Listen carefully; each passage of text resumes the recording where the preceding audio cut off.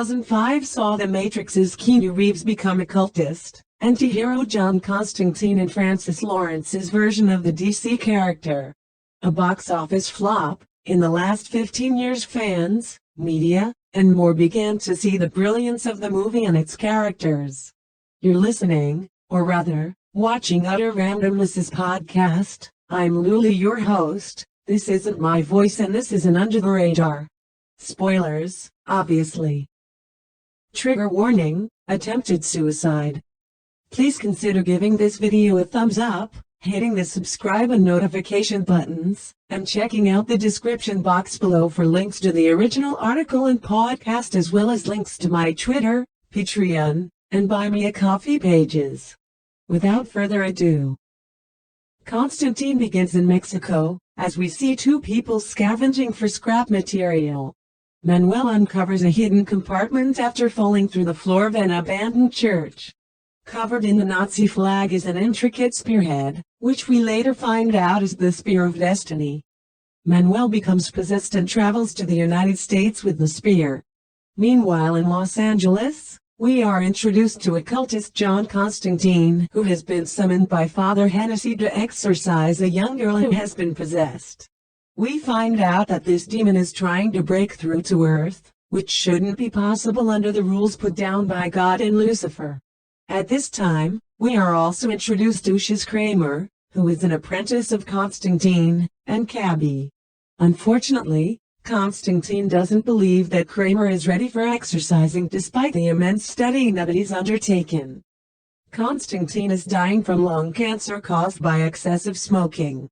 He visits the half-angel Gabriel to ask them for an extension from his impending death. However, Gabriel won't budge because Constantine does everything for selfish reasons, not out of selflessness.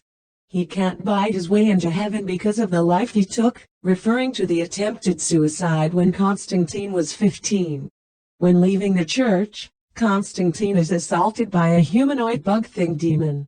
Once again, this shouldn't have happened because of the rules in place to prevent it. After this attack, he goes to see Papa Midnight, a witch doctor who looks after a neutral zone where half-breeds, angels, and demons can congregate without fear or concealing their true selves. Unfortunately, Midnight doesn't believe Constantine's claims of demons attacking him or about the one attempting to break through onto the earthy plane. After a spat between him, Midnight, and a half-demon, Balthazar, Constantine leaves the nightclub. Meanwhile, Detective Angela Dodson is investigating the apparent suicide of her twin sister, Isabel Dodson. Angela refuses to believe that her devoted Catholic sister would kill herself and watches the security footage over and over in hopes to prove it. Her investigation leads her to Constantine, which she finds. Subsequently, they are both attacked by winged demons, and Constantine agrees to help her under the belief that they are targeting Angela. Constantine transports himself to hell in order to find Isabel. As proof of her suicide, he brings back her wristband and gives it to Angela. Constantine tells Angela that he can see angels and demons ever since he was a child. He explains that in order to escape these hellish visions, he attempted suicide and was later revived by two paramedics. However, because he attempted suicide, his soul is destined for hell. Father Hennessy is investigating a strange symbol on Isabel's wrist.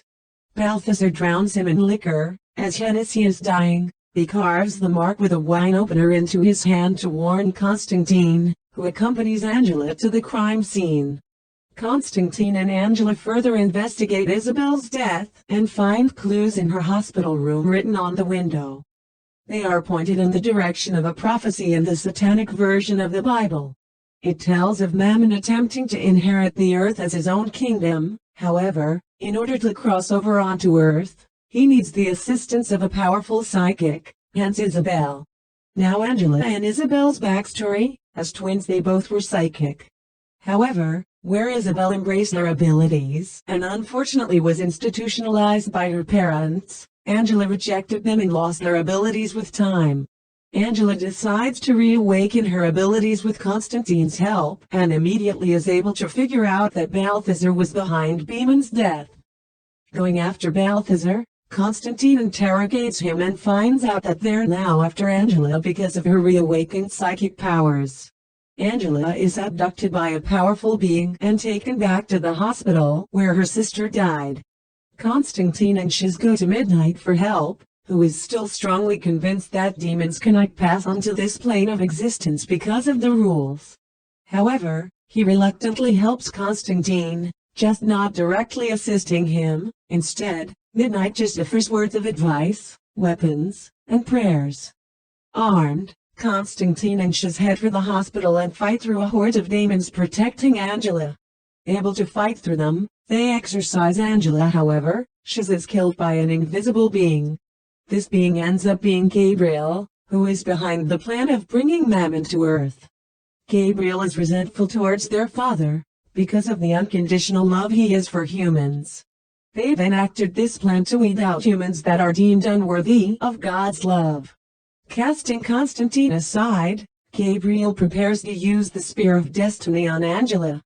Out of options, Constantine decides to cut his wrist in a desperate attempt to get someone's attention, more specifically Lucifer himself. Constantine tells Lucifer Gabriel and Mammon's plan, and Lucifer confronts them. Gabriel threatens to smite the devil in God's name, but because of all the misguided stuff that Gabriel's done, they fall out of favor with God. With their wings burned, Gabriel is now human. Lucifer gives Constantine a reward, and Constantine requests Lucifer to release Isabel's soul from hell so she can go to heaven. Lucifer complies with this but realizes too late that this was an act of selflessness on Constantine's part. Angered, and not willing to let Constantine's soul go, he cures him of his cancer with the hopes that he'll damn himself once again. Angela is given the Spear of Destiny to hide, Constantine quits smoking, Gabriel is now human, and Shiz has become an angel in the post-credit scene.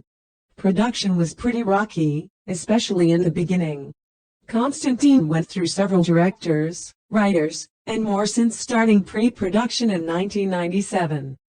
Producer Lauren Schuler Donner was attached, and in '99 Paul Hunter was originally set to direct.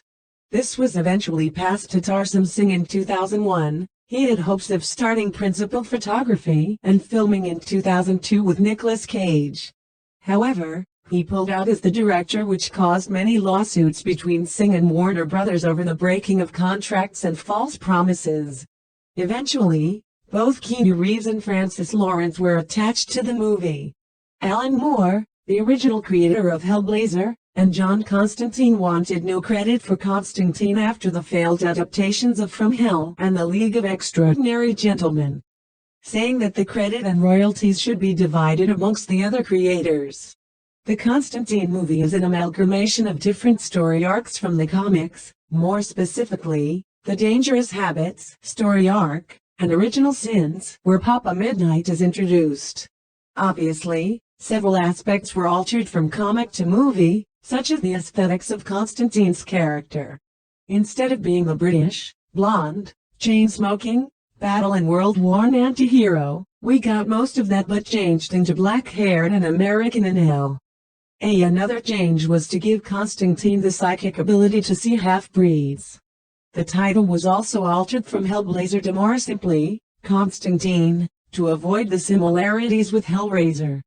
Constantine earned $29.8 million in its opening weekend. Overall, it grossed $76 million domestically, and worldwide, $230.9 million. The total budget ranged between $70 million to $100 million, and wasn't a complete flop theatrically, having been able to get back what it spent. However, it was not critically praised and some fans were upset with the changes.